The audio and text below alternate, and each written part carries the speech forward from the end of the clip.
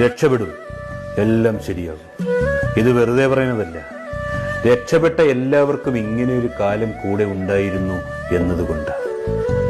ഏറ്റവും മോശം അവസ്ഥകളിലൂടെ നമ്മൾ കടന്നു പോകുമ്പോഴാണ് നല്ല നിമിഷങ്ങൾ മനസ്സിലാക്കുന്നതും നല്ല മനുഷ്യരെ തിരിച്ചറിയുന്നതും.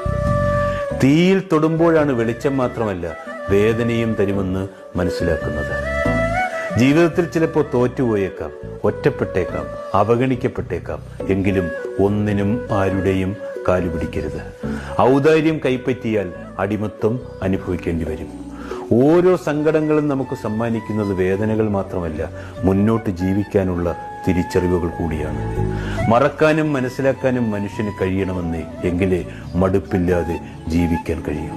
മറന്നു കളയേണ്ടതും അകറ്റി നിർത്തേണ്ടതും അങ്ങനെ തന്നെ ചെയ്യണം.